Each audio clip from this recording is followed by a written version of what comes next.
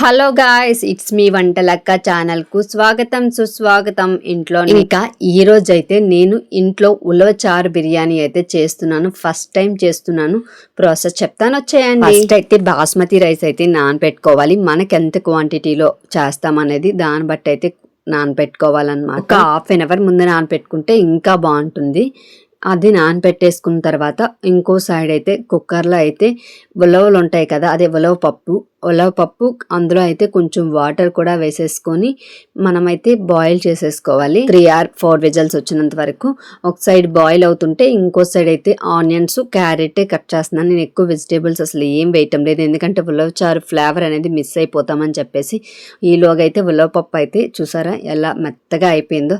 అలా అయిన తర్వాత ఆ పప్పుని మిక్సీలో అయితే మిక్సీ చేయాలన్నమాట. మెత్తగా పేస్ట్ లా అయితే చేయాలి. ఒక సైడ్ మెత్తగా పేస్ట్ లా చేసేసిన తర్వాత ఇంకో సైడ్ అయితే కుక్కర్ కానీ లేదంటే ఏదైనా బౌల్ కానీ పెట్టేసుకొని ఆ బౌల్లో కొంచెం ఆయిల్, కొంచెం గీ కూడా వేసేసుకొని అందులోనే బిర్యానీ స్పైసెస్, పచ్చిమిర్చి, ఆనియన్స్, మన ఇంకా ఏదైనా వెజిటేబుల్స్ అంటే నేనైతే క్యారెట్స్, గ్రీన్ పీస్ మాత్రమే వేస్తున్నాను. మీరు ఇంకా ఏవైనా ఎక్స్ట్రా వెజిటేబుల్స్ ఏమైనా వెయ్యాలి అనుకుంటే వేసుకోవచ్చు. ఇంకా అన్ని కొంచెం బాగా ఫ్రై అవ్వనివ్వాలి. అలా ఫ్రై అవుతునేటప్పుడే అందులో అల్లం వెల్లుల్లి పేస్ట్ కూడా వేసేసుకొని సాల్ట్ కూడా వేసేసుకోవాలి.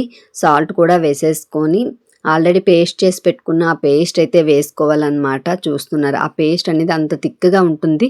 కొంచెం వాటర్ వేసి కూడా చేయొచ్చు, కానీ తర్వాత రైస్లోకి ఎలా వాటర్ కొలాలో అర్థం కాదు అని చెప్పేసి నేనైతే అలా పేస్ట్లో అయితే చేసేసాను. బౌల్కి అంటుకోకుండా అందులో కొంచెం వాటర్ అయితే వేసుకొని ఒక 2 minutes అయితే ఫ్రై చేయాలన్నమాట. ఒక 2 minutes తర్వాత ఆల్రెడీ పెట్టుకున్న రైస్ కూడా ఇంకోసారి వాష్ చేసుకొని ఇందులో వేసేసి రైస్ అంతటికి కూడా బాగా కలిసినట్టు అయితే కలపాలి. అలా కలిపిన తర్వాత మనం రైస్ ఎంత తీసుకున్నామో రైస్కి అయితే డబల్ కాకుండా 1 glassకి 1.5 glass వాటర్ అయితే తీసేసుకొని కొంచెం సాల్ట్ కూడా సరిపోతే సాల్ట్ కూడా వేసేసుకొని కుక్కర్ క్లోజ్ చేసేస్తే, నేనైతే విజిల్స్ అయితే పెట్టుకున్నాను. మా కుక్కర్ అయితే ఒక 5 విజిల్స్కి అయితే మెత్తగా అయిపోతుంది. కొంతమంది నార్మల్ బౌల్స్లో కూడా చేస్తూ ఉంటారు, అలా కూడా చేసుకోవచ్చు అన్నమాట. చెప్పడం మర్చిపోయాను, లాస్ట్లో కొత్తిమీర కూడా కొంచెం వేసాను. ఫ్లేవర్ అయితే అంటే ఉలవల ఫ్లేవర్తో బిర్యానీ అయితే చాలా బాగుంటుంది. ఎక్కువ ఘాటు కూడా అనిపించదు, ఎందుకంటే మనం మసాలాలు వేసిన స్పైసీగా అనిపించదు. ఎందుకంటే ఉలవలు కొంచెం బాగుంటుంది కదా, ఆ ఫ్లేవర్లోకి వచ్చేస్తుంది అన్నమాట. చూస్తున్నారా ఎంత బాగా వచ్చింది. నేను వేడి మీద తీసేసాను, అందుకని చెప్పేసి మీకు చూపించడం కోసం, అందుకే అలా ఉంది. తర్వాత అయితే చాలా బాగుందండి. ఫ్లేవర్ అయితే ఉలవలు ఫ్లేవర్తో టేస్ట్ అయితే చాలా బాగా వచ్చింది. మీరైతే ఖచ్చితంగా ట్రై చేయండి. నేను కూడా ఫస్ట్ టైం ట్రై చేశాను, అసలు ఎంత బాగా వస్తుందని అస్సలు ఎక్స్పెక్ట్ చేయలేదు. చాలా బాగా వచ్చింది.